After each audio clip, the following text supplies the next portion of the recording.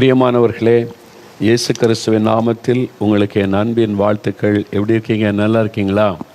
ஆண்டவர் உங்கள் மேலே ரொம்ப அன்பும் கரிசனையும் வைத்து இந்த ஜெபிக்கலாம் நிகழ்ச்சியில் அநேக காரியங்களை உங்களுக்கு கற்றுக் கொடுக்கிறார், உங்களுக்கு விளங்க பண்ணுகிறார். இந்த கடைசி காலத்தில் என்ன நடந்து கொண்டு இருக்கிறது, இந்த காலத்தில் நாம் எப்படி இருக்கணும் என்பதையெல்லாம் கர்த்தர் போதித்து நடத்துகிறார். அதோடு கூட ஒவ்வொரு ஜெபிக்கலாம் நிகழ்ச்சியிலையும் சாட்சிகளை கேட்குறீங்க. உங்களுக்காக ஜெபிக்கும் போது அற்புதங்களை எல்லாம் ஆண்டவர் செய்கிறார். ஆண்டவருக்கு ஸ்தோத்திரம். சரி, நம்ம இந்த கடந்த நாட்களில் தொடர்ச்சியாக தியானித்து கொண்டு வருகிற ஒரு காரியம் உண்டு.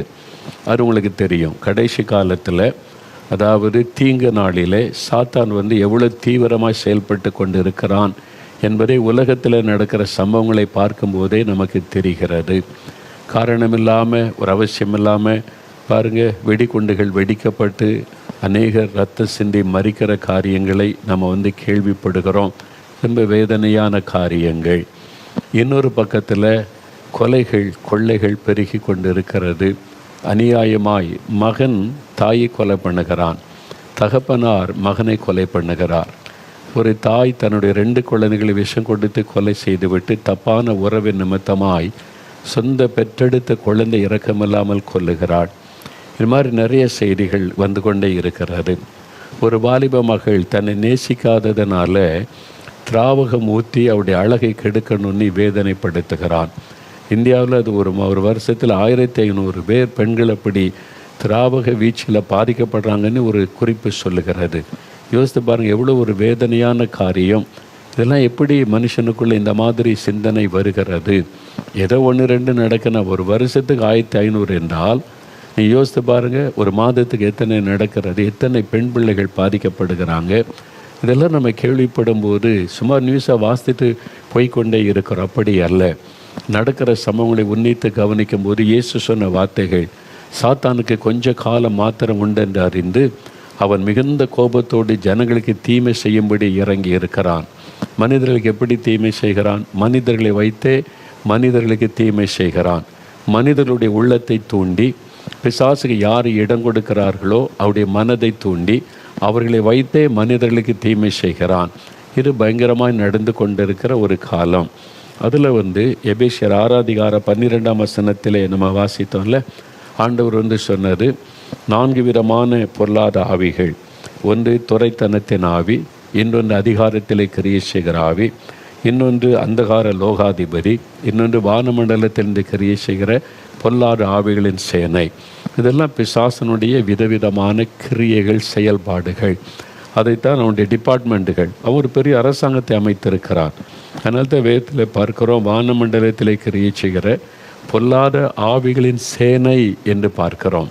சாத்தானுக்கு ஒரு பெரிய சேனை, ஆர்மி வைத்திருக்கிறான். அவங்க தள்ளப்பட்டு போன தேவ தூதர்கள், கோடான கோடி தூதர்கள் அவனோடு இருக்கிறாங்க. அவங்களை தான் வேத புஸ்தகம் தேவர்கள் என்று குறிப்பிடுகிறது. அந்த ஆவி, அந்த தள்ளப்பட்ட பிசாசின் ஆவிக்கு தான் தேவர்கள் என்கிற பெயர் பைபிளில் சொல்லப்பட்டிருக்கிறது. அந்த ஆவிகள் கிரியை செய்கிறது பல விதங்களிலே. அதைத்தான் நம்ம கடந்த நாட்களில் தெளிவாய் பார்த்து கொண்டே வருகிறோம். அதில் இப்போ நம்ம தியானித்து கொண்டிருப்பது அந்தகார லோகாதிபதி, இருளிலே கிரியை செய்கிற ஆவிகள். இது மந்திரவாதம், பில்லி சூனியம். இது எந்த அளவிற்கு இன்றைக்கு உலகத்தில் பெருகி இருக்கிறது என்பதை குறித்து சில காரியங்களை நம்ம தியானித்து கொண்டே வருகிறோம். மந்திரவாதம்லாம் ஒன்றும் இல்லைங்க, அதில் என்ன இந்த நூற்றாண்டில் இதெல்லாம் நம்புறீங்களா அப்படின்னு சொல்லுவாங்க. ஆனால் வேறு புஸ்தகம் அதை குறித்து தெளிவாய் சொல்லுகிறதை நீங்கள் பார்க்க முடியும். 1 சாமுவேல் 15:23 வாசிக்கும் போது, இரண்டகம் பண்ணுதல், தேவனுக்கு விரோதமாய் செய்கிற சில இரண்டகம் பண்ணுதல் பில்லி சூனியத்துக்கு சமமானது, அந்த பாவத்திற்கு சமம் என்பதாய் குறிப்பிடப்படுகிறது. அப்போ பில்லி சூனியம் என்கிற பாவம் இன்றைக்கும் உலகத்தில் இருக்கிறது. வேதம் அதை குறிப்பிடுகிறதை நம்ம பார்க்கிறோம். 91 சங்கீதம் 5ஆம் வசனத்தை நீங்கள் வாசிங்க. 91 சங்கீதம் 5வது வசனம். இந்த 91 சங்கீதம் நமக்கு பாதுகாப்புக்காக ஜெபிக்கிற ஒரு அருமையான சங்கீதம். இதை மனப்பாடம் செய்து அடிக்கடி அந்த வார்த்தைகளை சொல்லி ஜெபிப்பது நல்லது. நமக்காகவே ஆண்டவர் இந்த வாக்குத்தத்தமாக இதை எழுதி கொடுத்திருக்கிறார். அதில் 5வது வசனம் பாருங்கள்.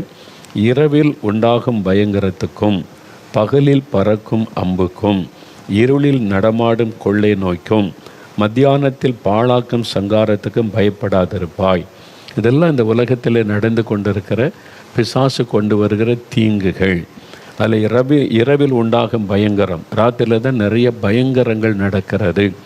நம்ம ஒரு கூட்ட மக்கள் நித்திரை பண்ணும்போது பயங்கரங்கள், அப்போ தான் மந்திரவாதம் பில்லிசுனி செய்யப்படுகிறது. திருடுறவங்க ராத்திரியில் தான் போய் திருடுகிறான். பெரும்பாலான கொலைகள், இந்த மாதிரி கொள்ளைகள்லாம் இரவு நேரத்தில் நடக்கிறது.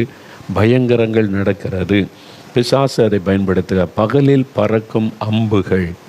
பகலில் கூட அம்பு என்பது தெரியல, வில்லில் வச்சு எய்ம் பண்ணி அடிப்பது. இது எதை குறிக்கிறது என்றால், நீங்கள் பாருங்கள், ஒரு மனிதன் அம்பில் அந்த வில்லில் அம்பை வைத்து குறி பார்த்து தூரத்தில் இருக்கிற ஒரு காரியத்தை எய்ம் பண்ணி தாக்குகிறான். அது போய் அவங்களை தாக்கும்போது பாதிப்பு உண்டாகிறது. இது பில்லி சூனியத்தை குறிக்கும். ஒரு இடத்திலிருந்து ஒரு குறிப்பிட்ட நபரை நோக்கி, குடும்பத்தை நோக்கி அந்த ஆவியை ஏவி விட்டு அவங்களை தாக்குவது, அவங்களுக்கு பாதிப்பை உண்டாக்குவது. இது பில்லி சூனிய மந்திரவாதத்தை குறிக்கிற ஒரு காரியம். அதான் பறக்கும் அம்பு. இருளில் நடமாடும் கொள்ளை நோய்கள், இந்த விஷ கிருமிகள் கொள்ளை நோய்க்கு உண்டாக்குற அந்த இரவு நேரத்தில் அது நடமாடுகிறது. அதான் சொல்கிறாங்க, ராத்திரியில் இருக்கு வெளியில் போய் நடமாடுற அப்படின்லாம் கிராமத்தில் சொல்லுவாங்க. இப்போ அதெல்லாம் மக்கள் மறந்துட்டு அப்படி இருக்கிறதை பார்க்குறோம். அதனால் மத்தியானத்தில் பாழாக்கும் சங்காரம். மத்தியானத்தில் கூட இந்த நடு மத்தியான பிசாசு கிரீசுகிற ஒரு நேரம் என்பதாக சங்கார தூதர் நடமாடுகிற நேரம்.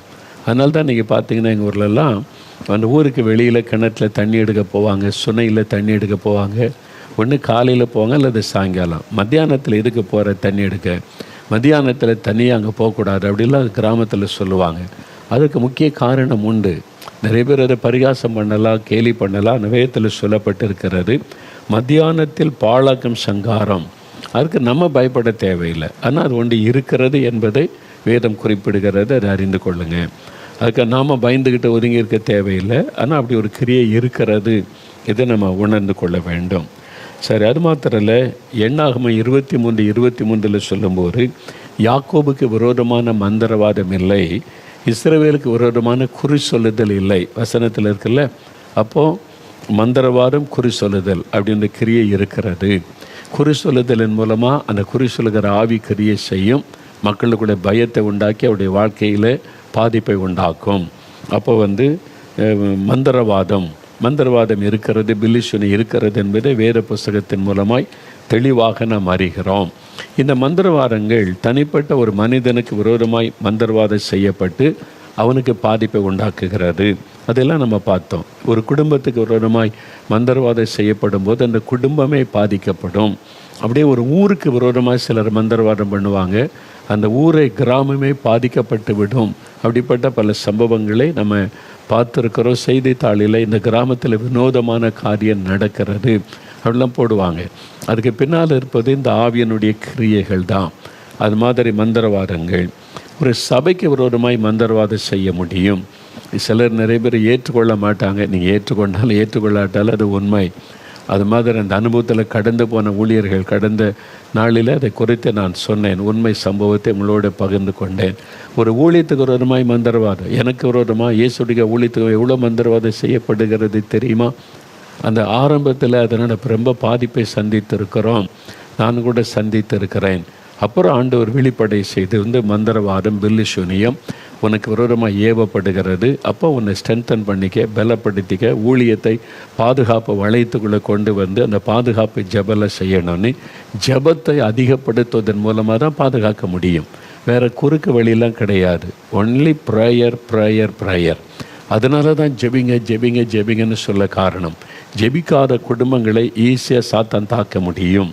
ஜெபிக்கிற குடும்பங்களுக்குள் அவனால் நுழைய முடியாது. ஜெபிக்காத சபைகளை அவனால் தாக்க முடியும். பரலோகத்துக்குள்ளே போயிட்டான், கர்த்தருடைய சிங்காசனத்துக்கு முன்னாலே சபைக்குள்ளே வரமாட்டானா? ஐயோ எங்கள் சர்ச்சு இதெல்லாம் பரிசுத்தமான இடம், உள்ள சாத்தான் வர முடியாது அப்படிலாம் இன்றைக்கி சொல்ல முடியாது. பரலோகத்துக்குள்ளே போய்விட்டான். ஆனால் நீங்கள் ஜெபம் பண்ணி உங்களுடைய சபையை பாதுகாத்தீங்கன்னா வர முடியாது. உங்களுடைய ஜெபத்தில் தான் இருக்குது. சும்மா வீரவசனம் பேசிலாம் பிசாசு வராது போகாது அப்படிலாம் சொல்ல முடியாது. அதில் நீங்கள் பாதிக்கப்பட்டு விடுவீங்க. Only prayer. எவ்வளவு ஜெபிக்கிறீங்களோ அதை வச்சு தான் நீங்கள் பாதுகாக்க முடியும். இப்போ யோபுவையும் அவன் வீட்டையும் கர்த்தர் வேலி அடைத்து பாதுகாத்தான்னு இருக்குல்ல, சாத்தானால் உள்ளே நுழைய முடியல. அதனால்தான் கர்த்தரிடத்தில் போய் பெர்மிஷன் வாங்கி அவன் தாக்குகிறான். அவனால் முயற்சி பண்ணி பார்க்குறான், தொட முடியல, பிள்ளைகளை தொட முடியல, யோபுடைய சொத்துக்களை தொட முடியல. ஏன்? சாத்தானே சொல்லுகிறான் யோபு 1:10, நீர் அவனை வேலி அடைத்து பாதுகாக்கிறீர். எப்படி அந்த வேலி வைக்கப்பட்டது? யோபு கருத்தாக ஜெபிக்கிறார், ஆண்டவரை ஆராதிக்கிறார், பலி செலுத்தி தேவனை தொழுது கொள்கிறார். அவங்க பிள்ளைகள் கூடி விருந்து பண்ணும்போது ஒருவேளை ஏதாவது தவறு செய்திருக்கலாம், அவங்க குடித்து ஜாலியில் கத்தரை வேதனைப்படுத்துகிற மாதிரி ஏதாவது பாவம் செய்திருக்கலான்னு சொல்லி அதுக்காக பிள்ளைகளெல்லாம் கூப்பிட்டு பலி செலுத்தி தேவனை தொழுது கொள்கிற பழக்கம் யோபுக்கு இருந்தது. யோபு அதில் கவனம் செலுத்தி தேவனை நோக்கி அதற்காக வேண்டிக் கொள்ளுகிறதுனால தான் பாதுகாப்பின் வேலி வைக்கப்பட்டிருந்தது. அதனால தான் குடும்ப ஜெபம் பண்ணுங்க, தனி ஜெபம் பண்ணுங்க, கர்த்தரோட நீங்கள் நேரம் செலவு பண்ணுங்க சொல்ல காரணம், சாத்தான் அதைத்தான் தடுப்பான். குடும்ப ஜெபத்தை தடுப்பான், உங்களுடைய ஜெப நேரத்தை கெடுப்பான், ஜெபிக்க விட மாட்டான். ஆறாம் நடத்து பாட்டு பண்ணுமா பாடு, ஜாலியாக நடனமா ஆடு, ஜெபம் மட்டும் பண்ணாரு. ஏன்னா அதுதான் அவனை பாதிக்கும். ஜெபந்தான் சாத்தானை பாதிக்கும். அதனால் ஜெபம் மட்டும் பண்ணாத. இதை டைவர்ட் பண்ணுறது தான் பிசாசுடைய தந்திரம். அப்போ ஜெபிக்காமல் நம்ம சாத்தானை ஜெயிக்க முடியாது. ஜெபம் இல்லாமல் நம்ம பாதுகாப்பாக இருக்க முடியாது. இந்த உலகத்தில் இவ்வளவு சாத்தானுடைய கிரியைகள் இருக்கிறது. நம்ம சந்தோஷமாக, தைரியமாக, மகிழ்ச்சியாக வாழ முடியும் நம்ம ஜெபத்தை வைத்து தான். அதில் தான் கவனம் செலுத்தணும். சரி, இப்போ இந்த பில்லி சூனிய மந்திரவாதத்தை குறித்து நம்ம தொடர்ந்து பார்த்தோம்ல. அதில் பிஸ்னஸ் பீப்புள் மந்திரவாதம் செய்கிறவங்க இருக்காங்க. தன்னுடைய பிஸ்னஸ் செழிக்கணும் அப்படின்னு மந்திரவாதம் பண்ணுவாங்க. அந்த மந்திரிக்கப்பட்ட தகடுகள், பொருட்களை எல்லோரும் பார்க்குற மாதிரி ஃப்ரேம் பண்ணி வச்சுருப்பாங்க. அல்லது யாருக்கு தெரியாமல் ரகசியமாக சில பொம்மை மாதிரி அந்த கேஷ் கவுண்டரில் வச்சுருப்பாங்க. அப்போ அதை பார்க்கும்போது மக்களை அந்த பிஸ்னஸ் தளத்துக்குள்ளே இழுப்பதற்கு அது ஒரு ஆவி அதிலேருந்து கிரியேட் செய்யும். இதை நம்புகிறாங்க, அதுக்காக செய்வார். சிலருடைய வியாபாரத்தை கெடுக்கிறதுக்கு மந்திரவாதம் பண்ணுவாங்க. அதெல்லாம் இதே மாதிரி தான் எல்லா காரியத்துக்குமே. ஒரு பிஸ்னஸ்க்கு மந்திரவாதம், ஒரு ஸ்கூல் நடத்த மந்திரவாதம், ஆஸ்பத்திரி நடத்த மந்திரவாதம், மீடியாக்களில் சிலர், எல்லோரும் இல்லை, சிலர் இதை நம்ப மாட்டாங்களோ அதை செய்ய மாட்டாங்க. சிலர் சில மீடியாக்கள் மந்திரவாதம் பில்லி சூனிய செய்து ரெகுலராக பண்ணி தங்களுடைய சேனலை எல்லோரும் பார்க்கணும், தங்களுடைய நிகழ்ச்சி எல்லோரும் பார்க்கணும் அப்படின்னு மக்களை கவருவது. அதை வச்சு தான் பணம் சம்பாதிக்கிறது கோடிக்கணக்காக. அதுக்கு மந்திரவாதம் பண்ணுறாங்க. மந்திரவாதம் பண்ணி அந்த நிகழ்ச்சியை பார்க்கும்போதே அந்த மக்களுடைய மனதுக்குள்ளே இந்த ஆவியினுடைய தாக்கம் வந்துடும். அதை தொடர்ந்து பார்க்கணும், அந்த அடிமைத்தனத்துக்குள்ளே கொண்டு வந்து விடும். அந்த சிந்தனையை அது கேப்சர் பண்ணிடும். அதனால் அதை பார்க்காம அவங்களால் இருக்க முடியல. சொல்கிறாங்களே, என்னால் அதை பார்க்காம இருக்க முடியல. என்ன அர்த்தம்? அதுக்கு பின்னால் இருக்கிற ஒரு ஆவி. அதுக்குன்னே மந்திரவாதம் பண்ணுறாங்க. தன்னுடைய நிகழ்ச்சியை மக்களை பார்க்க வைக்கணும் என்பதற்காக. எல்லாரும் மேலே சில அந்த சேனல்கள் அதை பண்ணுறாங்க. நீங்கள் இதெல்லாம் அறிந்து கொள்ள வேண்டியது அவசியம். அரசியல் கட்சிகள் மந்திரவாதம் பண்ணுறாங்க. தாங்க தேர்தலை ஜெயிக்கணும்னு மந்திரவாதம் பண்ணுறாங்க. எதிரிகள் தோக்கணும்னு மந்திரவாதம் பண்ணுறாங்க. உடனே அவங்க தங்களை பாதுகாத்துக்கொள்ள மந்திரவாதம் பண்ணுறாங்க. அதுக்கு ஒவ்வொன்றுக்கும் இருக்குது. அந்த மந்திரவாதங்கள் பல விதங்களிலே காணப்படுகிறது. இதெல்லாம் காணப்பட்டு கொண்டு இருக்கிறது. அப்போ விதவிதமான ஆவிகள், அதில் சர்ப்பத்தின் ஆவிகள் கிரியை செய்யும். சர்ப்பம் தோன்றுது, சர்ப்பம் வருதுன்னு சொன்னாலே மந்திரவாதத்தில் கிரியை செய்கிற ஒரு ஆவி. அந்த ஆவி அதை நிறைய பேருடைய கற்பத்தை அழிக்கிற ஒரு ஆவி. அது சந்ததி பெருகாதபடி தடுக்கிற ஒரு ஆவி. அது உங்களை பயமுறுத்தி பலவீனப்படுத்தி முடக்கி விடும் அந்த ஆவி. சில இடத்துல பார்த்தீங்கன்னா குரங்கின் ஆவி, குரங்கு வச்சு மந்திரவாதம் பண்ணுவாங்க. அந்த குரங்கின் ஆவியை வச்சு மந்திரவாதம் பண்ண, அது பயங்கரமான ஒரு ஆவி. நீங்கள் அதில் செய்கிறவங்கள்ட்ட கேட்டு பாருங்களேன், அவங்களுக்கு நல்லா தெரியும். இந்த மாதிரி அதில் நல்ல தெய்வ பக்தியோடு பூஜை பண்ணுறவங்க அதில் இருக்காங்க பாருங்கள். இந்து மதத்தில் கூட சாமி அவங்கள கேளுங்க, எல்லாம் அவங்களுக்கு தெரியும். தெரியாமலாம் கிடையாது, அவங்களுக்கு நல்லா தெரியும். இதெல்லாம் அந்த பிசாசின் ஆவிகள், மந்திரத்தில் பயன்படுத்துகிற ஆவிகள். ஆனால் பக்தியாக அதை வணங்குவாங்க. அவங்களுக்கு எல்லாமே தெரியும். நீங்கள் ரகசியமாக கேட்டிங்கன்னா எல்லாமே புட்டு வச்சுருவாங்க. இது இந்த ஆவி, இது இந்த ஆவி, இதுக்கு தான் செய்யன்னு சொல்லி அதை சாந்தப்படுத்தி நம்மளை தாக்காமல் இருக்கதா நம்ம வணங்குகிறோம் என்பது வரைக்கும் அவங்க சொல்லிடுவாங்க. நான் பார்த்துருக்கிற சில கூட்டங்களில் அந்த ஆவியை அந்த நிற்கும். மக்களை அதை அடிமைப்படுத்தி சில அந்த ஆவியை கடிந்து கொண்ட உடனே அப்படியே குரங்கு மாதிரி துள்ளி கொண்டே கீழே விழுவாங்க. அப்படியே அந்த ஆவி. சிலர் பாம்பு மாதிரி நெளிவாங்க பார்த்துருக்கீங்களா? சர்ப்ப மாதிரி அப்படி நெளிஞ்சு அந்த ஆவி போகும். அது சர்ப்பத்தின் ஆவி. சிலர் குரங்கு மாதிரி அப்படியே துள்ளிக்கிட்டு வருவாங்க, குரங்கு மாதிரி சொரிந்து கொள்ளுவாங்க. அப்படியே நான் பார்த்துருக்கேன். அந்த ஆவி வெளியேறி போனோடனே நார்மல் ஆகிடுவாங்க. முதலை வச்சு மந்திரவாதம் பண்ணுறாங்க. முதலை அது ஒரு ஆவியனுடைய கிரியை. எனக்கு ரொம்ப நாள் அது தெரியாது. ஒரு சமயம் நல்ல ஒரு தீர்க்கதரிசன கிருபை பெற்ற வரம் பெற்ற ஒரு மகள் ஜெபிக்கும் போது ஆண்டவர் இதை காமிக்கிறார். உங்களுக்கு விரோதமாக இப்படி ஒரு ஆவி எழுமி நிற்கிது, முதலை வச்சு மந்திரவாதம் பண்ணுறாங்க. அது என்னதுன்னு ஆண்டவர்கிட்ட கேட்டபோது தான் அது ஒரு ஆவியனுடைய கிரியையை காண்பித்தார். உடனே அதை பற்றி எனக்கு உள்ள யோசனை அப்படியே நடக்குமா என்று அதை பற்றி நெட்டில் போய் பார்த்தாக்கி வட இந்தியாவில், இந்தியாவின் வட மாநிலத்தில் ஒரு பகுதியில் அதுக்கு ஒரு பேர் வச்சுருக்கிறாங்க. அந்த முதலை ஆவி அதை வச்சு மந்திரவாதம் பண்ணுறதெல்லாம் அதில் டீட்டெயில் போட்டிருக்கிறாங்க. அப்படி ஒரு ஆவி வச்சு கிரியை என்னெல்லாம் பண்ணுறாங்க பாருங்கள் நம்ம நாட்டில். அந்த முதலை வச்சு அந்த ஆவி வச்சு மந்திரவாதம் பண்ணி ஏவி விடுவது, அப்படி ஒன்றுன்னா பல விதங்களில் செய்கிறதை நம்ம பார்க்க முடிகிறது. சரி, இந்த நாளில் இந்த மந்திரவாத பெலிஷனில் உலகத்தில் எந்த காலம் இல்லாத அளவு பெருகி இருக்கிறது. அதை அறிந்து கொண்டு நம்ம அதை ஜெயிக்கணும். நீங்கள் ஜெயம் பெற்றவளாக இருக்கலான்னு இப்படி சொல்கிறதுனால நீங்கள் பயப்பட தேவையில்லை. நீங்கள் அறிந்துக்கிட்டாலே பயம் போயிடும். நீங்கள் அறியாமல் இருக்கிறனால தான் சாத்தான் மறைந்திருந்து கிரீசர் என்னதுன்னு தெரியலையே, அதான் பயத்தை உண்டாக்குவான். இவ்வளோ தானே பிசாசு காரியம் தெரிஞ்சிட்டாலே நம்ம ஈஸியாக ஜெயித்து விட முடியும். ஜெயம் பெற்றவளாக இருக்கணுன்றதான் கர்த்தருடைய விருப்பம். பாருங்கள், நான் ஏற்கனவே சொன்னது தான். வட இந்தியாவில் ஒரு மிஷினரி குடும்பம் போய் ஊழியத்துக்காக போய் தங்கியிருந்தாங்க. ஒரு கிராமத்தில் தங்கி சுவிசேஷம் அறிவிப்பாங்க. நிறைய வியாதியஸ்தல் அவங்கள்ட்ட சுகம் பெற்று போவாங்க. அதனால் நிறைய மக்கள் இவங்களை தேடி வர ஆரம்பித்தாங்க. அதில் அங்கே இருந்த சில மந்திரவாதிகளுக்கு அது பிடிக்கல. அங்கே போனீங்கன்னா கிராமம் மந்திரவாதி இருப்பாங்க. அங்கே பல ஒரு மாவட்டம் முழுதல் ஒரு ஆஸ்பத்திரின்னு தேடுனா ரொம்ப கிடைக்காத, பார்க்க முடியாத இடங்களாக இருக்கிறது. வட இந்தியாவுக்கு போனால் தமிழ்நாடு மாதிரி கிடையாது, அந்த மாதிரி இடங்கள் இருக்கிறாரு. அப்போ மெயினாக நீங்கள் பார்த்தீங்கன்னா, நான் குஜராத், ராஜஸ்தான் அங்கெல்லாம் போயிருக்கேன். இந்த ஆதிவாசி ட்ரைபல் பீப்புள் இருக்கிற இடத்துக்கு போனீங்கன்னா ஆஸ்பத்திரியும் பார்க்க முடியாது, நிறைய மற்ற வசதியும் பார்க்க முடியாது. ஆனால் ஊருக்கு ஒரு மந்திரவாதி இருப்பான். அவன் வியாதி வந்தால் மந்திரவாதிகிட்ட தான் போவாங்க. அவனுக்கு காசு கொடுப்பாங்க, கோழி ஆடுகளை கொடுப்பாங்க. அவன் மந்திரவாதம் பண்ணுவான். விதவிதமான மந்திரவாதம், சூடுலாம் போடுவான். வயிற்று வலிக்குன்னு சொல்லி போனால் காசு வாங்கிட்டு ஒரு கம்பியை பழுக்க காய்ச்சி வயிற்றில் சூடு போட்டுருவான். அவ்வளோதான், வயிற்று வலி போகணும். அப்படி இந்த சூடு போடப்பட்ட காயங்களோட பலரை நான் பார்த்தேன்.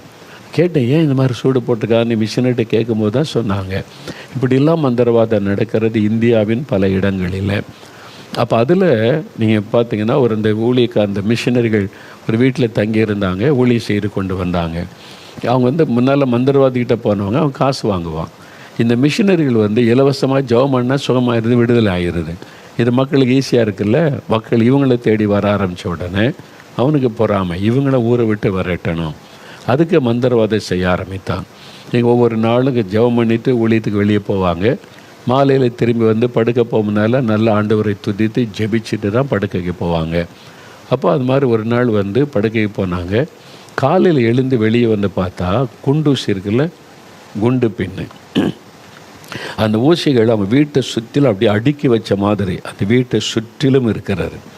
ஆயிரக்கணக்கான குண்டூசிகள் அப்படியே வரிசை அடுக்கி வச்ச மாதிரி இருக்குது, கோடு போட்ட மாதிரி. இவங்களுக்கு ஆச்சரியம், இது என்னது இவ்வளோ குண்டூசி ராத்திரிக்குள்ளே எப்படி வந்ததுங்க, யார் கொண்டு வச்சதுங்க, இவங்களுக்குள்ள இது என்னதுன்னு புரியல. பக்கத்து வீட்டில் ஓடி போய் கூட்டிகிட்டு வந்தாங்க. பாருங்கள், இவ்வளோ குண்டூசி இருக்குது, வீட்டை சுற்றிலும் இருக்குது என்பது ஒரு எல்லை வரைக்கும் அப்படியே இருக்கிறாரு. அவன் பார்த்துட்டு சொன்னாங்க, இது மந்திரவாதம் செய்கிறது இல்லைன்னு. மந்திரவாதம், ஆமாம், எங்கள் ஊரில் மந்திரவாதிகள் இந்த மாதிரி குண்டூசி வச்சு மந்திரவாதம் பண்ணி யாரை கொல்லணுமோ அவனுடைய சரீரத்துக்குள்ளே அந்த ஆவி குண்டூசியை நுழைய பண்ணிடும். அப்போ அந்த குண்டூசி ஒரு உடம்புக்குள்ளே ஒரு 1000 குண்டூசி போனால் என்ன ஆகும், மறிச்சிருவான் உள்ளுக்குள்ளே. அவ்வளோதான், செயலிட்டு மறிச்சிருவான், வெளியே தெரியாது. ஒரு மிருகத்தை கொல்லணும்னா மாடு ஆடுகளை கொல்லக்கூட இந்த மந்திரவாதத்தை பயன்படுத்துவாங்களாம். அவங்க சொல்கிறாங்க, அந்த உடம்புக்குள்ளே அந்த குண்டூசியை அந்த ஆவி கொண்டு போயிடும், அப்போ மறிச்சிருவாங்க. அந்த மாதிரி மாடுகளை எரித்து பார்த்தா உள்ளுக்குள்ளே ஆயிரக்கணக்கான குண்டூசி இருக்குமா. அந்த பகுதியில் அந்த மாதிரி மந்திரவாதம். அப்போ என்ன நடந்திருக்கிறது, இவங்களை பாதிப்புக்குள்ளாக்க ராத்திரிலாம் உட்காந்து ஒரு மந்திரவாதி மந்திரம் போட்டு ஆவியை அனுப்பியிருக்கிறான். அந்த ஆவிகள் குண்டூசியை கொண்டு வந்தது இந்த எல்லையை தாண்ட முடியல. ஆண்டவர் வேலி அடைத்து தன் பிள்ளைகளை பாதுகாத்தார். ஜெபிக்கிற ஊழிய குடும்பத்தை ஆண்டவர் வேலி அடைத்து பாதுகாத்ததுனால அந்த வேலியை சாத்தானால தாங்க முடியல. அங்கே அந்த குண்டிசையை போட்டு விட்டு போய்விட்டார் அந்த ஆவி. அதனால் அந்த வீட்டை சுற்றிலும் குண்டூசிகள். இது உண்மையாக நடந்தது. இது அப்போ இப்படியெல்லாம் நடக்குமாங்க? நடக்குது. நீ இந்த மாதிரி உள்ள நீங்கள் கூட வந்தீங்கன்னா, வட இந்தியாவுக்கு வந்தீங்கன்னா கூட்டிகிட்டு போகிற அதெல்லாம் நீங்கள் அது நேரடியாக அந்த ஆட்கட்டெல்லாம் நீங்கள் பேசலாம்.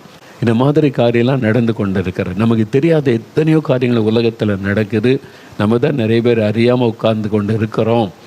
அதனால் இது குண்டூசினால் தாக்குதல் உண்டாக்குறாரு. இன்னொரு மத்திய பிரதேசத்தில் ஒரு மிஷினரி இருக்கிறார். பீல் மக்கள் வந்து ரட்சிக்கப்பட்டு ஊழியம் செய்கிறார்.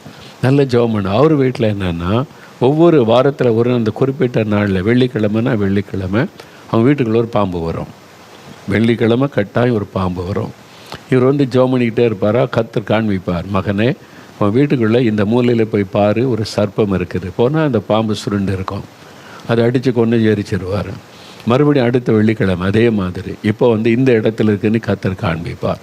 இவர் பரிசுத்தாவிக்குள்ளே நிரம்பி ஜெபிச்சு கர்த்தரோடு நெருங்கி இருந்ததுனால அந்த காரியம் அவர் காண்பிக்கப்பட்டது. ஆண்டவர் காமிச்சார். அந்த பாம்பு சர்ப்பம் வருது. பாம்பை வைத்து இவருக்கு ஒருவருமாய் மந்திரவாதம் செய்யப்பட்டார். ஏவி விடப்பட்ட அந்த நாள் அந்த பாம்பு வந்தது. நம்ம வீட்டில் மனைவி குழந்தைகள்லாம் இருக்கிறாங்க. ஒருத்தரையும் சேதப்படுத்தலை. ஏன்? அவருடைய ஜெபம். அவர் அதிகாலையிலுமே ஜெபிக்கிற ஜெபம். அப்போ ஒரு நாள் இதெல்லாம் ஒரு 3-4 வாரமாக தொடர்ந்து பாம்பு வந்துக்கிட்டே இருக்குது. முடிவு தான் என்ன? ஒரு நாள் உபவாசம் பண்ணி கர்த்தரிடத்தில் ஜெபிச்சார். ஆண்டவரே, அது வந்துக்கிட்டே இருக்குது, நானும் அடித்து கொண்டுக்கிட்டே இருக்கேன், எங்களை பாதுகாக்கிறேன், நல்லதான், இது வரக்கூடாது. உபவாசம் பண்ணி ஜெபித்த மந்திரவாதத்தை எதிர்த்து ஜெபித்தார். இஸ்ரவேலுக்கு விரோதமான மந்திரவாதம் இல்லை, யாக்கோபுக்கு விரோதமான குறி சொல்லுதல் இல்லை, எங்களுக்கு விரோதமாக செய்யப்படும் மந்திரவாத கிரியைகள் அழியட்டும், முட்டங்கட்டும்னு ஜெபிச்சார். அவ்வளோதான். அதன் பிறகு அந்த எந்த ஒரு மந்திரவாதம் அவருக்கு விரோதமாக செய்யப்பட்டது பலிக்கலை, எந்த தீங்கும் வரலை, கர்த்தர் பாதுகாத்தார். அப்போ இதெல்லாம் மந்திரவாதம் ஒவ்வொரு ஏரியாக்களை ஒரு மாதிரி அந்த ஏவுதல் உண்டாக்கி மந்திரவாதம் செய்து கிரியை செய்கிற காரியங்கள். இப்போ எங்கள் ஊர் பக்கம் நான் இந்த ஊழியத்தின் ஆரம்ப காலத்தில் எனக்கு ஆச்சரியமாக இருக்குது. என்னுடைய மனைவி ஊரில் ஒரு சகோதரி, அவங்க வீட்டில் நல்ல ஜெபம் பண்ணுவாங்க.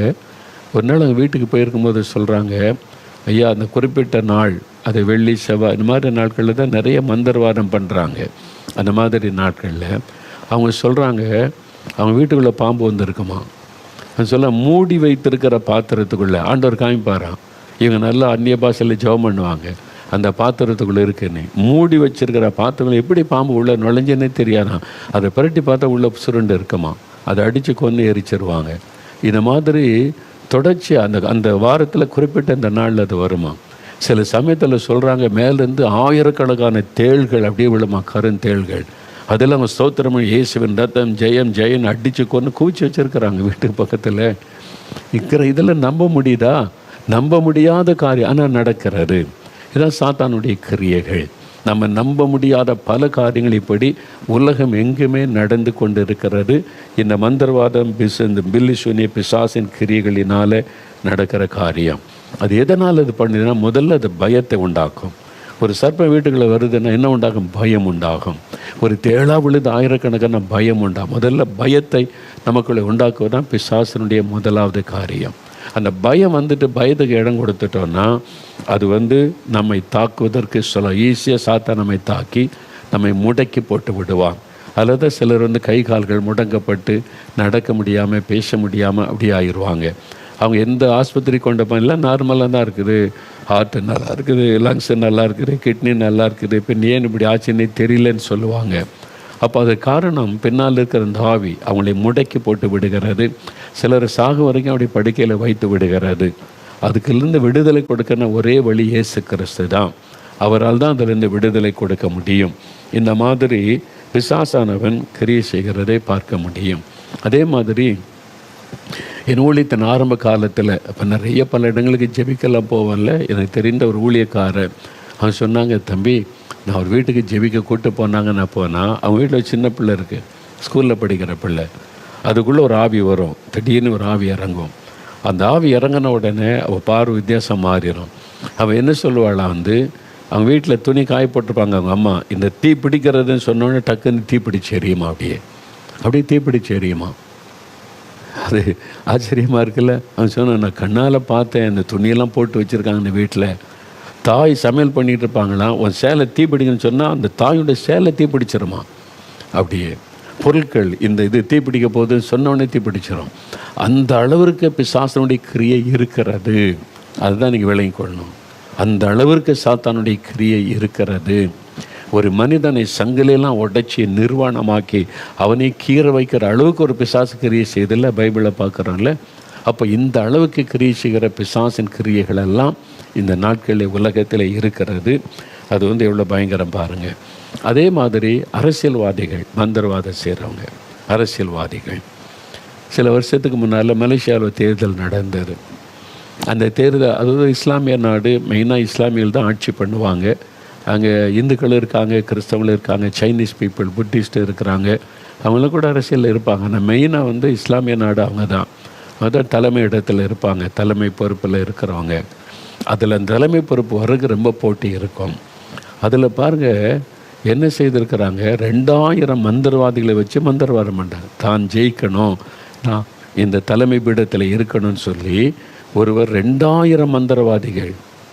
நம்ப முடியுதா அவங்களுக்கு? மலேசியாவில் டிவிலெல்லாம் காமிச்சு, பேப்பர்லெல்லாம் நியூஸ் போட்டு வெளியரங்கமாகி விட்டார். 2000 மந்திரவாதிகள். அதில் முக்கியமாக அவருடைய வீட்டுக்குள்ளே இருந்து ஸ்பெஷலான மந்திரவாதம் செய்ய யார் போனாங்க தெரியுமா? நம்ம கேரளாவிலேருந்து. கேரளாவில் தான் இப்போ நிறைய மந்திரவாதிகள் இருக்காங்க, நம்பூதிரிகள்னு சொல்கிறாங்க, அப்படிலாம் சொல்கிறாங்க. நிறைய மந்திரவாதிகள் அவங்க தான் அதில் கூடின கை தேர்ந்தவங்க, அவங்களுக்கு தெரியாத மந்திரவாதமே இருக்காதுன்னு சொல்கிறாங்க. அப்போ அவங்க அது பேப்பரில் போட்டிருங்க மலேசியாவில்.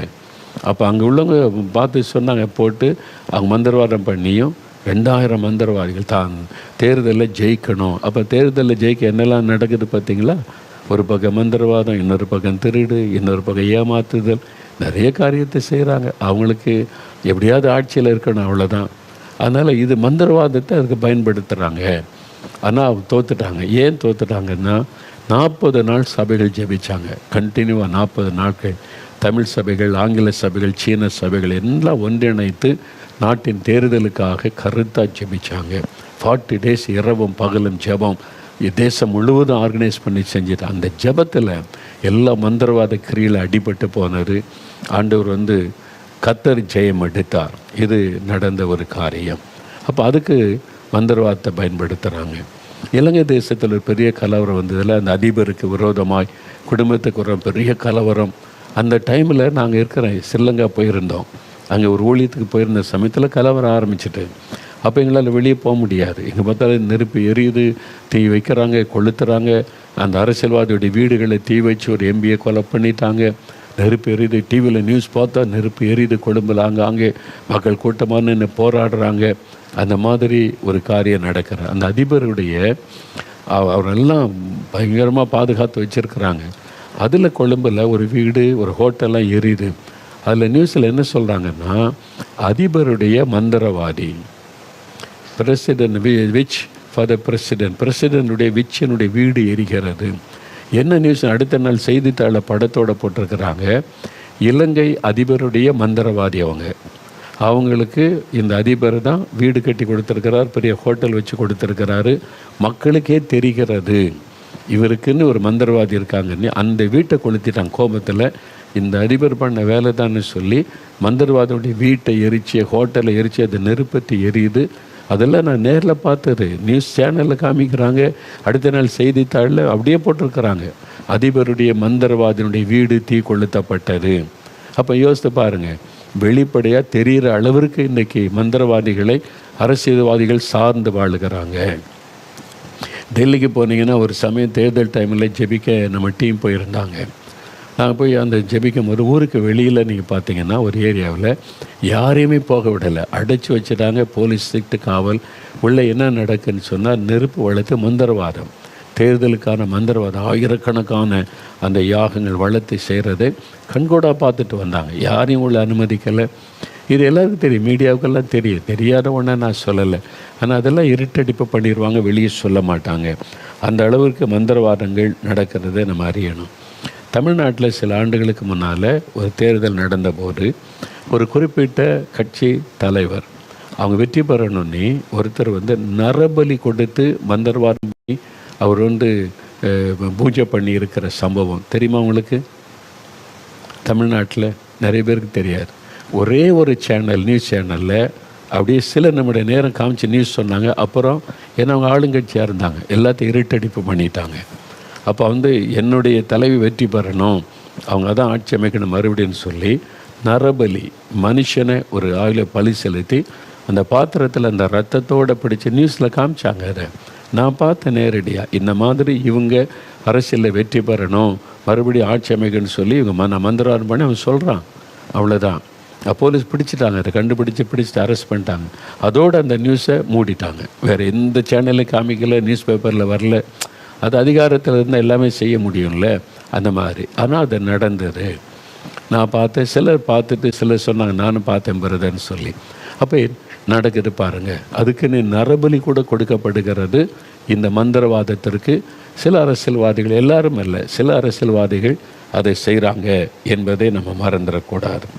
அப்போ இதெல்லாம் நம்ம பார்க்குறோம் பாருங்கள். அப்போ மந்திரவாதத்துக்குன்னு இடங்கள் இருக்கிறது தெரியுமாங்களுக்கு. சில கிராமங்கள், ஒவ்வொரு மாவட்டத்தில் சில குறிப்பிட்ட கிராமங்கள், குறிப்பிட்ட எல்லைகள், சில மலை பிரதேசங்கள், கடற்கரை பகுதி, ஆத்தோரங்களில் சில பகுதிகள் மந்திரவாதத்துக்குன்னு இடம். எங்கள் ஊர் பக்கம் வந்தீங்கன்னா ஒரு குறிப்பிட்ட பேர் சொன்னால் இங்கே உள்ள எல்லாருக்கும், இந்துக்களுக்கே தெரியும் அது மந்திரவாதம் பண்ணுற கோயில் தானே. நீங்கள் கேட்டு பாருங்கள். நான் அதை சொல்ல விரும்பலை, நம்ம சொன்னால் பிரச்சனை ஆயிரும். ஆனால் அவங்க சொல்லுவாங்க.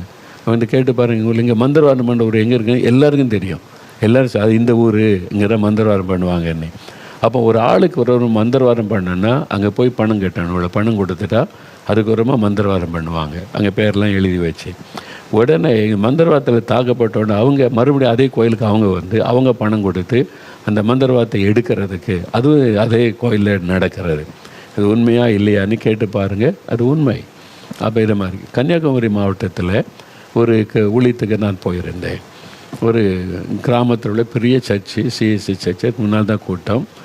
முதல் நாள் என் சாட்சி சொன்னேன். இந்து குடும்பத்திலேருந்து ஆண்டவர் எப்படி என்னை ரட்சித்தார், எப்படி எனக்கு அற்புதம் செய்தார் என்பதெல்லாம். அப்போ அப்படி சாட்சி சொல்லியிருந்தேன். வெள்ளிக்கிழமை முதல் நாள் நாங்கள் அந்த சர்ச்சுக்கு ஏற்றாப்புல பெரிய ஸ்கூல் கேம்ப் அங்கே தான் தங்க வச்சுருந்தாங்க. அது ஒரு கிறிஸ்டின் ஸ்கூல், சபைக்கு சொந்தமானது. அந்த வராண்டாவில் கட்டில் போட்டு படுத்திருந்த வரிசையாக சில ரூமுகளை தங்கினா 10-15 பேர் நாங்கள் டீமாக இருக்கிறோம். நடு ராத்திரியில் ஒரு ஆவி அப்படியே வந்தது. எனக்கு தெளிவாக பார்க்க முடியுது. இப்போவும் அப்படியே கண்ணுக்குள்ளே ஒரு ஆவி என் படுக்க பக்கத்தில் இருக்கிறது. அது குறிப்பாக என்னை தாக்குறதற்கு அனுப்பப்பட்ட ஒரு ஆவி. என் ஆவியில் எனக்கு நல்லா தெரியுது அது ஒரு பெண் ஆவி. அது நிற்கிறது, அதனுடைய உருவம் எல்லாம் தெரிகிறது. ஆனால் எனக்குள்ள பயம் வரல.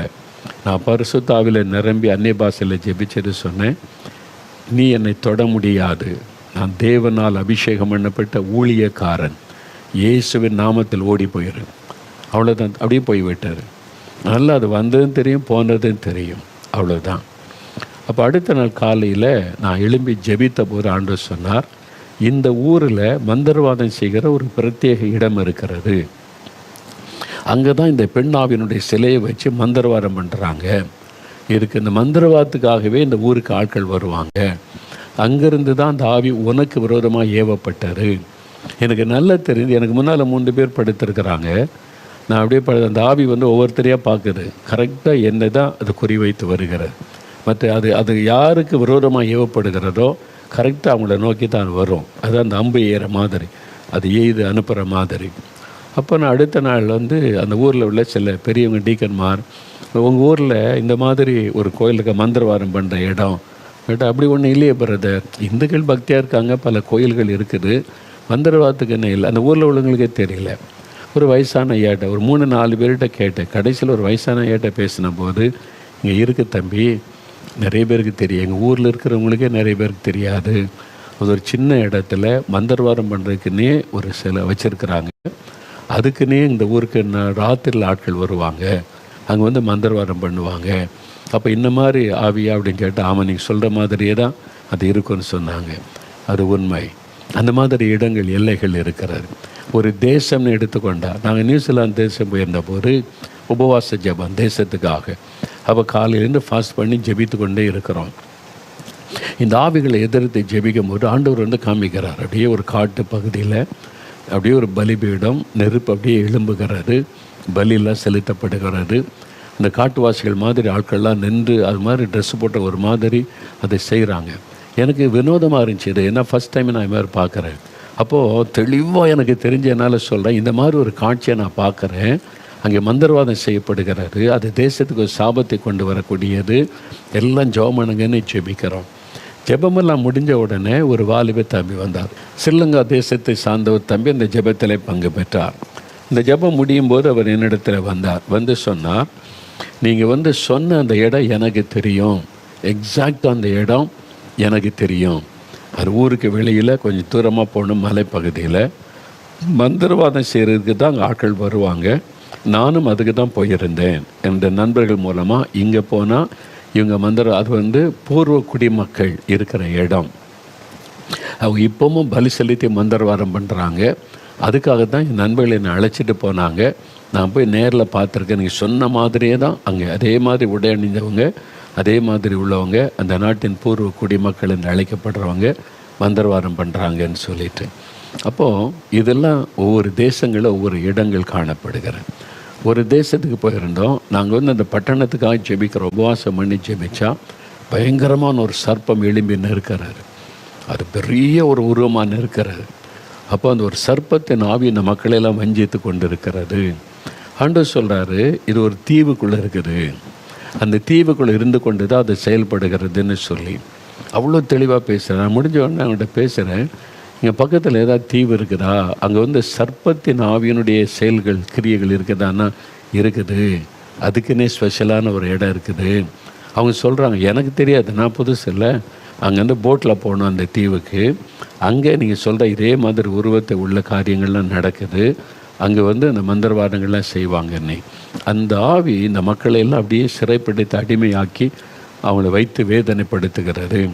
அங்கே போய் ஜெபிக்கணும்னு சொன்னால் நாங்கள் போகிறோன்னு சொல்லி ஒரு குறிப்பிட்ட வாலிபர்கள் உபவாசம் பண்ணி போய் ஜெபம் பண்ணிட்டு வந்தாங்க. அப்போ இது மாதிரி ஒவ்வொரு தேசத்துலையுமே அதை பார்க்க முடிகிறது, ஒவ்வொரு பட்டணங்களிலே பார்க்க முடிகிறது. அந்த ஆவியனுடைய கிரியைகள், மந்திரவாதங்கள், பெல்லிசுனியங்கள். இதைத்தான் அந்தகார லோகாதிபதி, இருளிலே கிரியை செய்கிற ஆவி.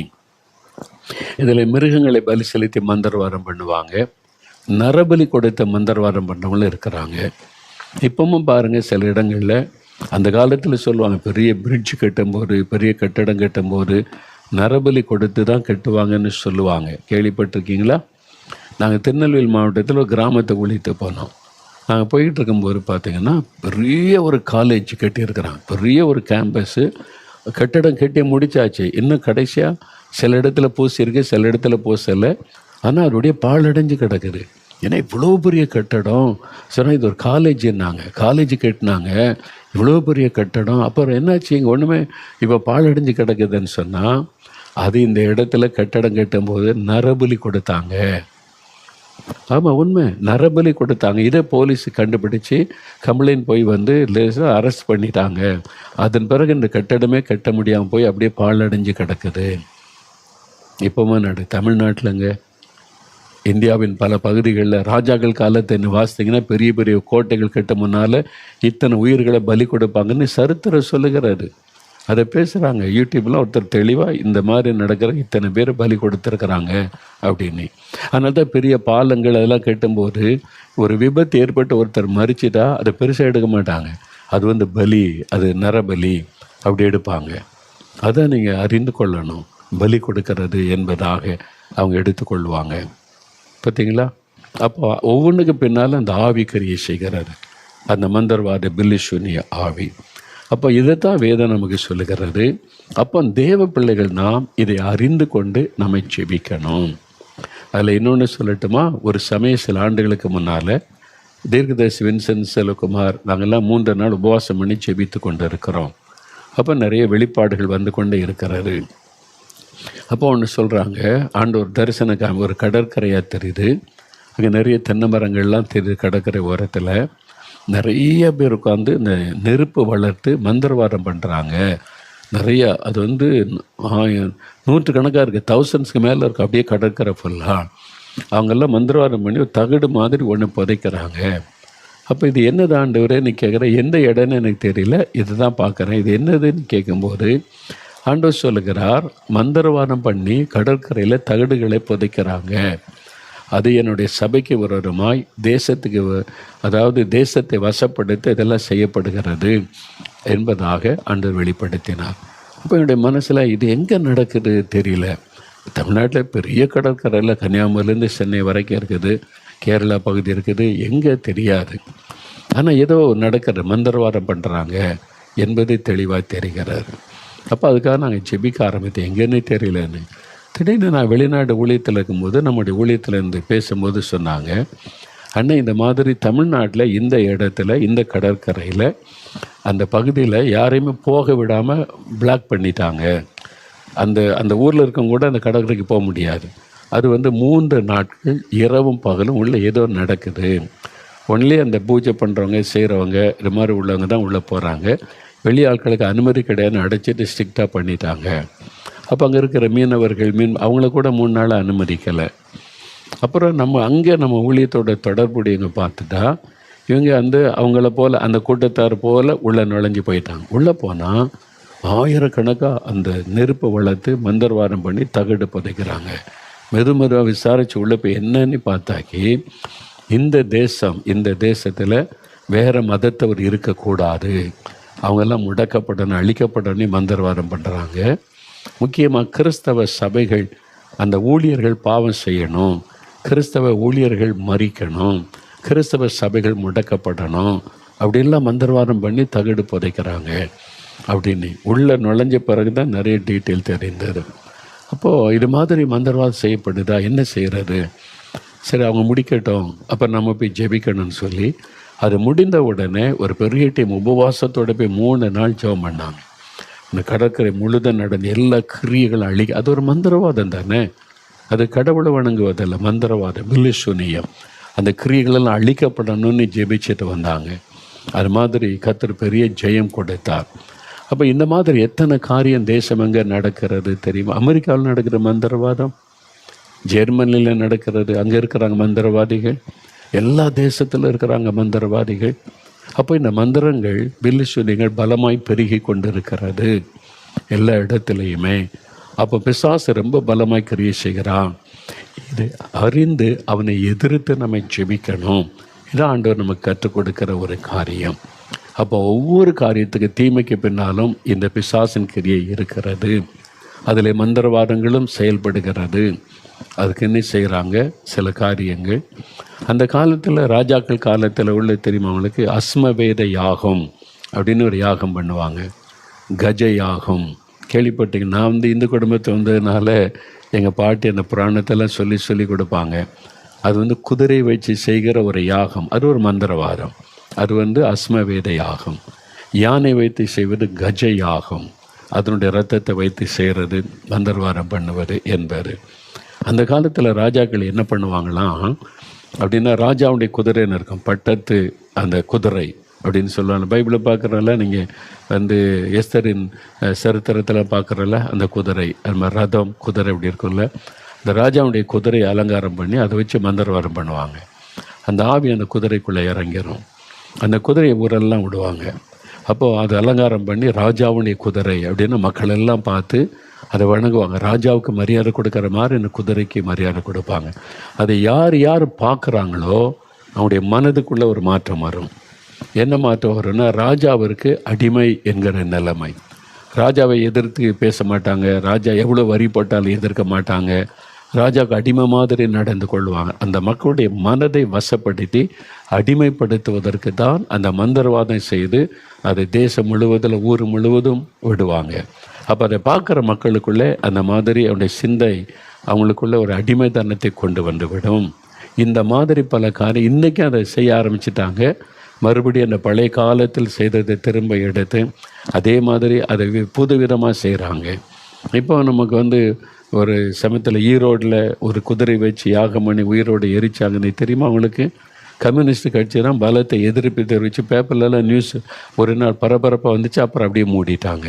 அப்போ இதுக்கு பின்னால் இருப்பதெல்லாம் மந்திரவாதங்கள். அது மாதிரி அதை வச்சு மக்களுடைய மனதை வசப்படுத்தி வெற்றி பெறுவது, அதற்கான மந்திரவாதங்கள். ஒரு தேசம்னா எத்தனை இடத்துல செய்யணும், எந்தெந்த ஏரியாவில் செய்யணும், பிளான் பண்ணி அதை செய்கிறான். யாரை வச்சு செய்யணும் என்பதாக ரகசியமாக செய்யப்படுகிற காரியம் இது ஒரு பக்கம் நடந்து கொண்டே இருக்கிறதை விளங்கி கொள்ளணும். அப்போ இப்படிலாம் தேசத்தில் நடக்கிறது. அப்போ இதெல்லாம் மீறி எப்படி நம்ம இந்த உலக வாழ்வது? ஜெபம். சபைகள் ஜெபிக்க தவறுனதுனால தான் சாத்தானுடைய கிரியைகள் மேலோங்கி இருக்கிறது. சபைகள் இதை அறிந்து, அதான் பவுல் எழுதுறார்ல, இதெல்லாம் அறிந்து நீங்கள் ஜெபிக்கணும், அதை எதிர்க்கணும். பிசாசுக்கு எதிர்த்து நிலங்கள் ஓடி போவான். அப்போ அவனுடைய கிரியைகளை மேற்கொள்கிற அதிகாரம் உங்களுக்கு தான் இருக்குது. சபைக்கு தான் அந்த அதிகாரம். சபையில் இருக்கிற ரட்சிக்கப்பட்ட அபிஷேகம் பெற்ற ஊழியருக்கு தான் அந்த அதிகாரம். அவங்க இதை அறிந்து கொள்ளாமல் அதுக்கு கவனம் செலுத்தாமல் பிசாசை டைவர்ட் பண்ணி விட்டுதான். அப்போ இந்த காரியத்தில் கவனம் செலுத்தி முழு தேசத்தின் சபைகளை எழுப்பி ஜெபிக்க ஆரம்பித்தா சாத்தானுடைய கிரியைகள் முற்றிலும் அழிக்கப்பட்டு ஒரு பெரிய ஜெயம் உண்டாகும். அதை தான் கர்த்தர் பேசுகிறார். அப்போ அதனால் நம்ம இந்த நாட்களில் ஒவ்வொரு கிராமத்தில் ஒவ்வொரு பட்டணத்தில் இருக்கிற சபைகள் அங்கே நீங்கள் எழும்பி உபவாசம் பண்ணி கருத்தாக ஜெபிக்க அந்த பகுதியில் கிரீச்சிக்கிற இருளின் ஆதிக்கங்கள் முடக்கப்பட்டு விடும்.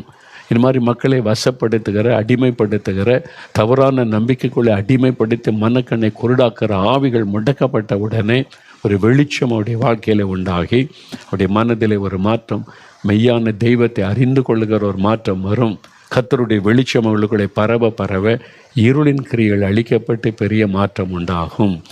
அதனால தான் ஆண்டவர் சொல்கிறார், இங்கே எழுதி வைத்திருக்கிறார், கர்த்தரிலும் அவருடைய சத்துவத்தின் வல்லமையிலும் பலப்படுங்க. தீங்க நாளில் அவைகளை நீங்கள் எதிர்க்கணும், நீங்கள் எதிர்த்து ஜெபிக்கணும் என்பதாக எல்லாம் ஆண்டவர் பேசுகிறார். அப்போ ரொம்ப கவனம் செலுத்தி இந்த நாட்களில் தெய்வ பிள்ளைகள் ஊழியர்கள் இந்த பவுல் எழுதின காரியத்தை குறித்து அதிகமாக நம்ம சிந்தித்து, இப்போ இயேசுடைய ஊழியத்தை பாருங்களேன். அப்போஸ்தலர் 10:38 என்ன சொல்லுகிறது? அவர் நன்மை செய்கிறவராயும் பிசாசின் வல்லமையில் அகப்பட்ட யாவரையும் குணமாக்குகிறவராய். அப்போ இயேசு கிறிஸ்து மூலமாக தான் அந்த ஊழியத்தில் நீங்கள் பாருங்கள், அசுத்தாய் பிடித்து நுரைத்தள்ளி விழுந்தவங்களுக்கு விடுதலை கொடுக்குறாரா? கல்லறை தோட்டத்துக்குள்ளேருந்து வர்றான், வஸ்திரம் தெரியாதவன் சங்கிலியை உடைச்சிட்டு தன் சரீரத்தை கீறி கொண்டு ஊழையிட்டு கொண்டு இருக்கிறான். அந்த பக்கமாக யாரும் போக முடியாது, மனுஷர்களே நெருங்க முடியாத அளவுக்கு ஆயிரக்கணக்கான ஆவிகள் பிடித்த ஒரு மனிதர், அவனுக்கு விடுதலை கொடுக்குறாரா? ஒரு தகப்பன் வருகிறான், என்னுடைய மகன் மீது ஒரு அசுத்தாவி வருது, அது தாக்கும்போது நெருப்பில் தள்ளுது, தண்ணீரில் தள்ளுது. அது ஒரு ஆவி, மரணத்தை பிறப்பிக்கிற ஆவி. அந்த ஆவி என்ன பண்ணு, நெருப்பு அந்த ஆவி இறங்கி அவனை அறியாமல் நெருப்புக்குள்ளே தள்ளி அவனை கொன்று விடும். அதனால தான் ஆற்றுல குளத்தில் குளிக்க போகும்போது கவனமாக இருங்கன்னு சொல்ல, அந்த ஆவி இறங்கி அந்த தண்ணியில் குளிக்கும் போது அமிழ்த்து கொன்று விடும். அதனால தான் தண்ணீரில் தள்ளுது, நெருப்பில் தள்ளுன்னு சொல்கிறான்னா, இது ஒரு ஆவியனுடைய கிரியை. பைபிளில் எழுதியிருக்கு. நம்ம இதெல்லாம் ரொம்ப யோசிக்கிறதே இல்லை. அது என்ன அப்படி ஒரு காரியம் இருக்குதா? அப்படி இயேசுவின் நாட்களிலேயே அப்படி இருந்தது. இதெல்லாம் அந்த பிசாசனுடைய கிரியை. அதனால தான் இயேசு அதிகாலையில் எழும்பி ஜெபம் பண்ணினார், ஜெபித்து 40 நாள் ஜெபித்து ஊழியத்தை ஆரம்பித்தார். அந்த சாத்தானோடு கூட யுத்தம் பண்ணணும், சாத்தானுடைய ராஜ்யத்தோடு அவர் யுத்தம் பண்ணி ஜெயிக்கணும். அதனால தான் அவ்வளோ ஸ்ட்ராங்காக ஜெபம் பண்ணி. இன்றைக்கி ஏன் நிறைய பேர் அதில் கவனம் செலுத்துறது இல்லைன்னா, அதுக்குன்னா உபவாசம் பண்ணணும், ஜெபிக்கணும், பரிசுத்தமாக இருக்கணும், இல்லாட்டா ஜெயிக்க முடியாதுன்னு, எனக்கு அந்த ஊழியம் இல்லை, எனக்கு அந்த அழைப்பு இல்லை அப்படின்னு சொல்லிட்டு அமைதியாக இருப்பார். அப்படி இது தவறு. ஊழியர்கள் எழும்பணும். எல்லா ஊழியர்களுக்கும் அந்த கிருபை இருக்குது, அந்த வரம் இருக்குது, வல்லமை இருக்குது. அது அனல் மூட்டி எழுப்பி நம்ம தெய்வ சித்தத்தை நிறைவேற்றணும். அப்போ தான் சமுதாயத்தில் விடுதலை உண்டாகும்.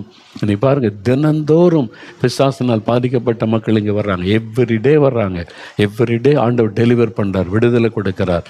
எத்தனை மக்கள் விடுதலை பெற்று போகிறாங்க. அதுக்கு தானே ஊழியம், அதுக்கு தானே கர்த்தர் நம்ம அபிஷேகம் பண்ணி இருக்கிறார். அப்போ ஒவ்வொருவரும் இப்படிப்பட்டவங்களாக எழும்பணும்னு கர்த்தர் விரும்புகிறார். அப்போ இதை பற்றி நீங்கள் அறிந்து கொள்ளணும். இந்த ஆவிகள்னால் என்ன, அது எப்படி செயல்படுகிறது என்ன, இன்னும் நீங்கள் அதுக்காக ஜெபிக்க ஆரம்பிக்கும் போது தெளிவாக தேவன் அதை காண்பிப்பார். நான் பார்த்துருக்கேன், என்னுடைய சரீரத்தில் குறிப்பிட்ட ஒரு பாதிப்பு வந்த உடனே எனக்கு தெரிஞ்சிடும், இது பிசாசுடைய தாக்குதல் அப்படின்னு எனக்கு தெரிஞ்சிடும். ஆரம்பத்தில் தெரியல, அப்புறம் ஆண்டவர் கற்றுக் கொடுத்தார். உடனே நான் ஆவியில் நிரம்பி அந்நிய பாஷையில் ஜெபிக்கும் போது அந்த ஆவி எங்கேருந்து வரும் அதை கூட காமி, எந்த பகுதியிலேருந்து எங்கேருந்து அந்த மந்திரவாரம் பண்ணுறாங்க எனக்கு வருமா, அதை கூட ஆண்டவர் வெளிப்படுத்திடுவார். அவ்வளோது. அதுக்காக உடனே ரொம்ப இயேசுவின் நாமத்தில் அந்த கிரியை அழியட்டும், நான் அபிஷேகம் பண்ணப்பட்டவன், என்ன உன்னால் தொட முடியாது, இயேசுவின் நாமத்தில் உன்னை கடிந்து கொள்றேன்னு உடனே அதை அப்படியே கையை எடுப்பதை ஃபீல் பண்ண முடியும். என் சரீரத்தை விட்டு அதை கையை எடுக்கிறாரு. சும்மா தொட்டு பார்க்க அவ்வளோதான், நம்மளை சேதப்படுத்திட முடியாது. பிசாசு கொஞ்சம் தொட்டு இயேசுவே கொண்டு போய் உப்பருகையில் நிறுத்தினால கொஞ்சம் பார்ப்பான். அவன் நம்மகிட்ட என்ன தான் நமக்கு தெரியுதுன்னு. நம்ம தெரியும் அறிந்து வேத வசனத்தை அறிந்து எதிர்க்க ஆரம்பிச்சுட்டா பிசாசு நடுங்கிடுவான். அறியாமையைத்தான் பிசாசு பயன்படுத்துகிறான். நம்ம அறியாமல் இருக்கிறது தான் பிரச்சனை. அதனால தான் வேதத்தை நல்லா வாசித்து ஒவ்வொரு காரியத்தின் சத்தியத்தை அறிந்து கொள்ளணும். சாத்தான் என்னென்ன விதத்தில் கிரியை செய்வோம், அவருடைய கிரியைகள் என்ன, இயேசுடைய ஊழியத்தில் என்னென்ன மாதிரி ஆவிகளை சந்தித்தார், அதெல்லாம் வாசித்து அறிந்து தியானித்து அதில் நல்ல ஸ்ட்ராங் ஆகிட்டிங்கன்னா எந்த சத்துருவங்களை நெருங்க பயப்படுவான். ஏன்னா தந்திரம் உங்களுக்கு தெரியும், அவருடைய தந்திரங்கள். அதான தந்திரங்கள் வசனத்தில் சாத்தானுடைய தந்திரங்களோடு நம்ம எதிர்த்து நிற்கணும் என்பதா. இப்போ விளங்குதா? ஐயோ அதுதான் எங்கள் வீட்டில் இந்த பிரச்சனை, யாரோ பில்லிசூனியம் பண்ணிட்டாங்க, மந்திரவாதம் பண்ணிட்டாங்க, ஒரே பயமாக இருக்குது, தூங்க முடியல, பாம்பு வரமாக இருக்குது, ஒருவர் நடக்கிற மாதிரி இருக்குது, என்ன வியாதின்னு தெரியலன்னு சொல்கிறாங்க. அப்படி பாதிக்கப்பட்டிருக்கீங்களா? இன்றைக்கு நீங்கள் ஜெயிக்கணும். இப்போ ஜெயிக்கணும். இயேசுவின் நாமத்தினால பிசாசை துரத்தணும். இயேசுவின் ரத்தத்தை பயன்படுத்தி ஜெபிக்கும் போது கிரியை அழிக்கப்படும். இஸ்ரவேலுக்கு விரோதமான மந்திரவாதம் இல்லை, யாக்கோபுக்கு விரோதமான குறி சொல்லுதல் இல்லை. அதை விசுவாசித்து சொல்லி ஜெபிக்கும் போது அற்புதம் நடக்கும். இப்போ ஜெபிக்க போகிறோம். அப்படியே முடிந்த முழங்கால் படியிடுங்க, வலது கரத்தை உயர்த்தி கொள்ளுங்க, இயேசு கிறிஸ்துவின் நாமத்தை சொல்லுங்கள், இயேசுவின் ரத்தத்தை சொல்லுங்கள். எனக்கு விரோதமாய், எங்கள் குடும்பத்துக்கு விரோதமாய், எங்கள் சபைக்கு விரோதமாய், என் ஊழியத்துக்கு விரோதமாய் செய்யப்படுகிற மந்திரவாதங்கள், பில்லிசூனியங்கள், அந்த லோகாதிபதியின் கிரியைகள் இயேசுவின் நாமத்தில் அழிக்கப்படணும். இயேசுவின் நாமத்தில் அவைகளை எதிர்க்கிறேன். ஜெபிங்க சொல்லுங்கள், வாய் திறந்து சொல்லுங்கள், இயேசுவின் நாமத்தை சொல்லுங்கள். இயேசுவின் ரத்தத்தை தெளிக்கிறேன், எங்கள் வீட்டுக்குள்ளே இயேசுவின் ரத்தத்தை தெளிக்கிறேன். பொருளாத மந்திரவாதத்திற்கு எங்கள் வீட்டுக்குள்ளே இடமில்லை. பொல்லாத ஆவிக்கு விரோதமாய் நாங்கள் ஜெபிக்கிறோம். ஜெபிங்க வாய் திறந்து இயேசுவின் நாமத்தை சொல்லுங்க. இயேசுவின் ரத்தத்தை வீட்டுக்குள்ளே தெளிக்கிறேன்னு சொல்லுங்க. அந்த ஆவி வெளியேறும். இப்பவே உணர முடிகிறது. அந்த ஆவிகள் வெளியேறுகிறது. சிலருக்கு விட்டு அது அலறிக்கொண்டு வெளியேற ஆரம்பிக்கிறது. உங்க வீட்டுக்குள்ளே நடக்கிறது. ஏன்னா அவனுடைய தந்திரங்கள் வெளியரங்கமாகிவிட்டாரு. இயேசுவின் நாமத்தை சொல்லுங்க. இயேசுவின் ரத்தத்தை தெளிக்கிறேன்னு சொல்லுங்க. இயேசுவின் நாமத்தில் பொல்லாத ஆவியை கடிந்து கொள்கிறேன். மந்திர பில்லிசூனிய வல்லமைகள் எரியட்டும். எங்களுக்கு விரோதமாய் செய்யப்படுகிற மந்திரவாதங்கள், தகடுகள் எரியட்டும். இயேசுவின் நாமத்தில் அழிந்து போகட்டும். இயேசுவின் நாமத்தில், இயேசுவின் நாமத்தில் ஜெயம் எடுக்கிறேன். சொல்லுங்க, வாய் திறந்து ஜெயிக்கணும். நீங்க தான் ஜெயிக்கணும். வாயை திறந்து சொல்லுங்க, நீங்க தான் ஜெயிக்கணும். எனக்கு விரோதமாய், என் குடும்பத்துக்கு விரோதமாய், என் பிசினஸுக்கு விரோதமாய் எழும்புகிற ஆவிகளை இயேசுவின் நாமத்தில் எதிர்க்கிறேன், கடிந்து கொள்கிறேன். சொல்லுங்க, எதிர்த்து ஜெபிங்க. இயேசுவே விடுதலை கொடுங்க, இயேசுவே துரத்துங்கன்னு சொல்லாதங்க. நீங்க தான் துரத்தணும். நீங்க சொல்லுங்க, இயேசுவின் நாமத்தில் துரத்துகிறேன்னு சொல்லுங்க. வாய் திறந்து சொல்லுங்க. உங்களுடைய ஜெபம் கேட்கப்படுகிறாரு. அசுத்த ஆவி உங்களுடைய வீட்டை விட்டு வெளியேறுகிறாரு. மந்திர ஆவிகள் வெளியேறுகிறது. தகடுகள் எரியுகிறது. இப்போ ஒரு மாற்றம் வீட்டுக்குள்ளே இன்று முதல் வரப்போகிறாரு. ஜெபிங்க. இன்னும் ஒரு நிமிடம் கருத்தா ஜெபிங்க. ஆவில நிரம்பி அந்நிய பாஷையில ஜெபிங்க. அபிஷேகம் மற்றும் அந்நிய பாஷையில ஜெபம் பண்ணுங்க. இயேசுவின் நாமத்தில் உன்னை கடிந்து கொள்கிறேன் பொல்லாத ஆவியே. உன்னை இயேசுவின் நாமத்தில் துரத்துகிறேன் பொல்லாத ஆவியே. இயேசுவின் ரத்தத்தை தெளித்து உன்னுடைய கிரியைகள் அழிக்கப்படட்டும். இயேசுவின் நாமத்தில் சொல்லுங்க. ஒரு நிமிடம் தான் சொல்லுங்க. விடுதலை. பல குடும்பங்கள் விடுதலை அடைகிறதை நான் பார்க்கிறேன். அசுத்த ஆவிகள் வெளியேறுகிறது. சில குடும்பத்தில் அது அலறிக்கொண்டு வெளியேறுகிறது. அந்த அசுத்த ஆவிகள் வெளியேறுகிறதை உணர முடிகிறது. ஜெபிங்க. இயேசுவின் ரத்தத்தை வீட்டுக்குள்ளே தெளிக்கிறேன் ஆண்டவரேன்னு சொல்லுங்க. இயேசுவின் நாமத்தில் இந்த பொல்லாத ஆவிகளை கடிந்து கொள்கிறேன். இயேசுவின் நாமத்தில் மந்திரவாத வல்லமைகள் அழியட்டும். பில்லிசூனிய கிரியைகள் அழியட்டும். இயேசுவின் நாமத்தில் ஜெயம் எடுக்கிறேன். இயேசுவின் நாமத்தில் இப்பொழுது நாங்கள் ஜெயம் எடுக்கிறோம். இயேசுவின் நாமத்தில் விடுதலை. இயேசுவின் நாமத்தில் ஜெயம் உண்டாகிறது. இயேசுவுக்கு ஸ்தோத்திரம். நல்ல துதிங்க. இயேசுவே உமக்கு ஸ்தோத்திரம். ஜெயம் கொடுத்ததற்காய் ஸ்தோத்திரம். பிசாசின் கிரியைகள் அழிக்கப்பட்டதற்காய் ஸ்தோத்திரம். மந்திர பில்லிசூனிய கிரியைகள் அழிக்கப்பட்டு போனதற்காய் ஸ்தோத்திரம். ஜெயம் கொடுத்த இயேசுவுக்கு ஸ்தோத்திரம். இயேசுவின் நாமத்தில் ஜெபிக்கிறோம். ஆமேன். ஆண்டவருடைய கரம் உங்கள் மேலே இறங்கிட்டு உங்களுடைய ஜெபம் கேட்கப்பட்டது. உங்கள் வீட்டுக்குள்ளே மாற்றம் வர ஆரம்பித்து விட்டார். இன்றையிலிருந்து மாற்றத்தை பார்ப்பீங்க. இனி ஆண்டவர் விசுவாசத்தோடு ஸ்தோத்திரிங்க. தினந்தோறும் உங்களுடைய குடும்பத்தை ஆண்டவருக்கு ஒப்பு கொடுத்து ஜெபிங்க. இயேசுவின் ரத்தத்துக்குள் ஒப்பு கொடுக்கிறேன். என்னுடைய பாதுகாப்புகள் ஒப்பு கொடுக்கிறேன். எங்களுக்கு விரோதமாக எந்த மந்திரவாத பில்லிசூனியம் செயல்பட முடியாது அப்படின்னு சொல்லி விசுவாசத்தை அறிக்கையிட்டு ஜெபிங்க. பாதுகாப்பாக இருப்பீங்க. சரி, நாளை தினத்தில் இன்னொரு விதமான ஆவியின் கிரியைகளை பார்க்க போகிறோம். அது வந்து வானமண்டலத்தில் இந்த கிரியை செய்கிற பொல்லாத ஆவிகளின் சேனை. அதையும் நம்ம தெளிவாக அறிந்து கொண்டு ஜெபிக்கணும். சரியா? கர்த்தருடைய ஆசீர்வாதம் உங்களோடு இருப்பதாக. ஆமென்.